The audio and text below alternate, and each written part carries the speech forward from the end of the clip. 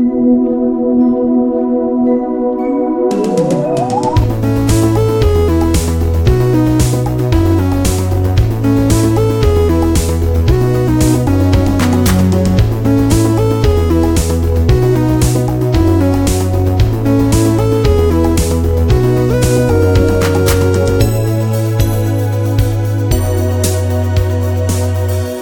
this is the Pop Filler Podcast. Welcome. My name is Philip. I'm excited for today's show, so let's kick it off with a mailbag and see what you all have written in about.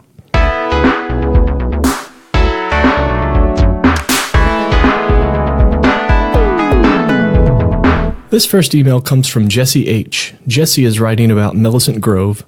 It's a show we spend a lot of time talking about on this podcast. Jesse writes, "Is it me, or do Wendy Aslow's moods swing super hard, even within a single given scene? For example, when she was confronting Sasha about skipping the fencing tournament, she went from sounding stern to all of a sudden freaking out and scream-crying in Sasha's face. I've seen this happening since Season 1, but it's gotten more frequent in Season 2. Am I the only one who feels this way? Is this weird editing, an incongruous performance, or what? Curious to know your thoughts." Nope, Jesse, this is not just you. It's quite jarring to me, too. Wendy Aslow does change emotions on a dime, and I actually really like it. I think it fits the show, which is pretty much a full-on teen melodrama, and the melodrama extends to the parents and out to the rest of the adults, too. Why wouldn't it? I will say this about Meg Simonson's performance. Possibly more than anyone else in the cast, she knows which show she's on, and her emotional flailing works because of it. And speaking of the parents in Millicent Grove, I actually like the very involved, overbearing parental figures in the show. I feel like so many dramas that are about adolescents who act like adults will keep the grown-ups too in the wings, which is dumb to me because those relationships are just stockpiles of dramatic situations waiting to be mined for drama. And I know this show has a very glossy, aspirational tone, but when you find those relationships that feel more connected than just silly TV show circumstance, and they feel more grounded and have a reason for being there, then that ends up grounding the show just a bit more, which can't be a bad thing. I think that's a strength. All right, Sam G asks, what's your number one pet peeve in TV or movies? Sam, it's hard to pick one. There's a rotating buffet of answers, so feel free to check back in periodically for a different response.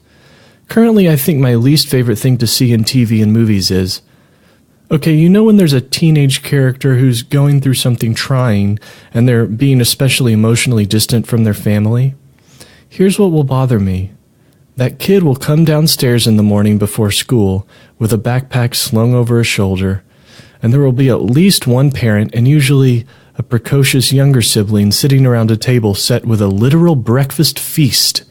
We're talking sky-high stacks of pancakes, toasts with butter, jams, jellies, preserves, multiple boxes of cereal, mountains of scrambled eggs, sausage links, slabs of bacon, pots of coffee, clear glass pitchers of orange juice and milk. And the parents will say something to the effect of, "Honey, don't you want some breakfast?" And if the kid is upset about something, they'll be like, "No thanks, I'm not hungry." And if the kid has gotten into something they shouldn't have, and they think they're still in control of the situation even though they're not, the kid will be really cocky and say something like, "No, I gotta run. I'm meeting up with Joe before school and I don't want to be late." And they'll just leave. Or worse, they'll grab one dry toast point, do a cocky little spin, and then back out of the kitchen. Eat the breakfast. For one thing, your family went through the trouble of preparing it for you. For another thing, it looks so good. When you think back on the fact you didn't eat that breakfast, you're going to feel a real deep shame and regret. I love breakfast. Before noon, my nickname is Hot Breakfast. That's real.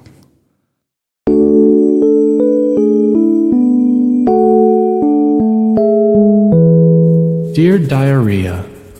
Wait, diary? Whatever. Dear Diarrhea. This morning I went to donate blood. While answering the computer questionnaire during my screening, the phlebotomist who was processing me came back into the screening room wearing gloves and holding a wet cloth. She began to scrub a series of red spots off the bottom of the wall, which I hadn't noticed until that moment. As she scrubbed, she yelled out to someone outside the room, "No, there's like a lot." I asked her if the blood was mine because I didn't remember spraying blood across the room, and she assured me it wasn't. It had dried too much, she told me. When I finished the questionnaire and signed the consent form, I was led out of the screening room to be greeted by the friendly phlebotomist who would be drawing my blood. As I took a seat in a chair, she asked which arm I wanted to use. I told her I preferred to use my right arm, even though she already seemed to be eyeing the veins on my left. I told her I'd really rather use my right arm because one time I got a bad stick in the left where no blood would flow, so they had to try and move the needle around inside my arm to get blood to come out. I still remember watching the needle move around under my skin, like a dog trying to escape from underneath a bed sheet. The phlebotomist walked off for a moment and returned with a little bean bag that she slipped into a Ziploc bag and asked me to squeeze 3 times and then hold so she could find a vein. As soon as she dropped it in my hand, she asked if it was too hot. It was warm, but not overly so. That is until I began to squeeze it. As I squeezed the bag, I reached the piping hot core, and it was almost unbearable, especially when I had to hold the 3rd squeeze. She marked a series of spots on my arm that might serve as good entry points for the needle, and then I was able to release my grip. Luckily, she got a good stick, and the blood flowed thick and true. I was relieved. While I sat there bleeding into my little pouch, I asked her more about the beanbag. Apparently it's a repurposed hand warmer made by sewing popcorn kernels into a bit of cloth. She warms them in the microwave and said that after about 30 seconds they start to smell like popcorn, and after 45 they can start popping, so you have to be careful. This donor facility was new, so they had new chairs which were very, very comfortable. I was perfectly reclined with a good elevation for my legs. As I leaned my head back, I wondered how much blood they would have to drain before I slipped into a really nice nap. That's it for now, diarrhea. Your friend, Philip. Okay, are you ready to imagine? I hope so, because it's time to imagine.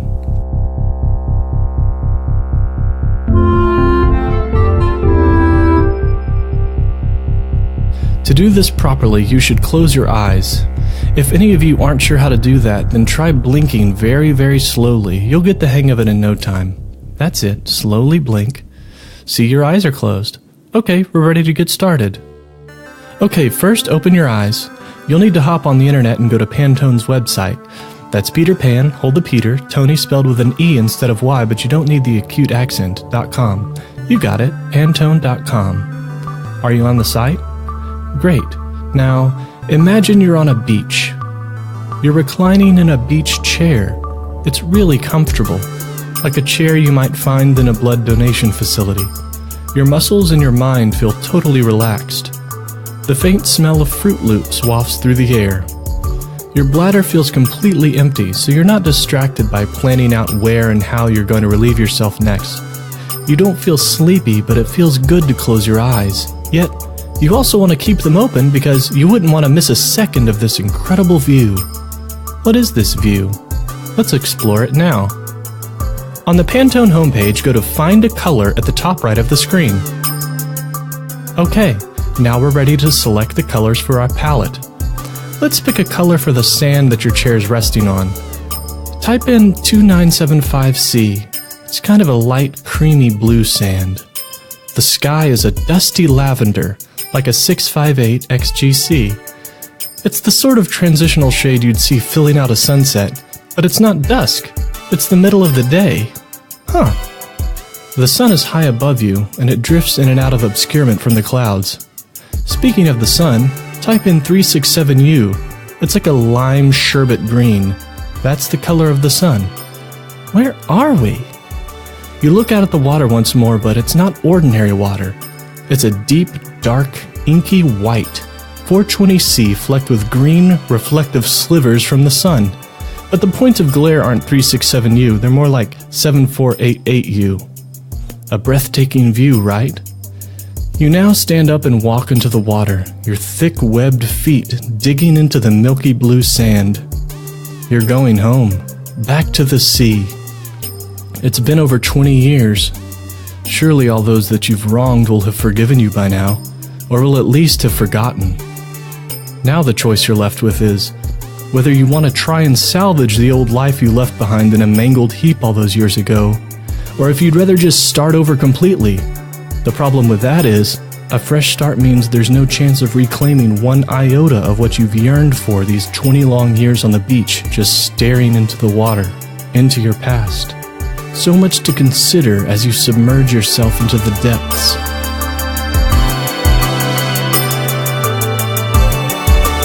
Okay, you can close your web browser now. How was it? Remember, there's always time to imagine.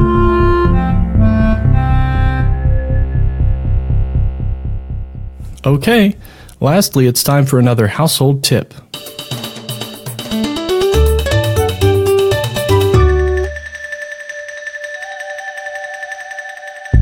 This tip takes us outside of the house and inside a car. Call it a car hold tip if you want, but I'm doing it either way. If you think you smell something burning while you're on the road, don't assume the smell is coming from outside your own vehicle. It could actually be something like a malfunctioning cell phone charger, or a different kind of cell phone charger. Once while driving on the highway near our home, in the black of night, I caught a scent of what I thought was some sort of industrial burning.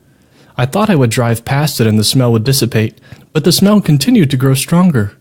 It finally occurred to me that there might be something burning under the chassis or hood of my car. Then I wondered about what might be burning inside the car's cabin. This is where I was at the time. I reached into the front console to check my phone, which was plugged into a charger, and it was hotter than a popcorn beanbag. I managed to pull my phone away from the charger, but it wasn't by unplugging the phone, but rather by pulling on the phone until it severed the melted frayed wire of the charger's cable. The charger plug was still attached to the phone port of my phone, so I had to remove it with pliers when I got home.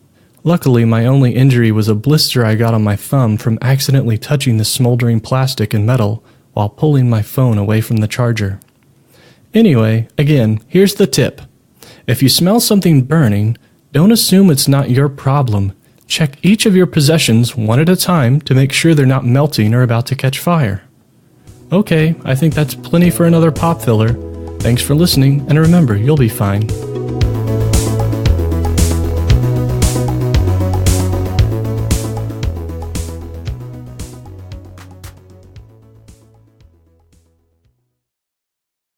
I love breakfast.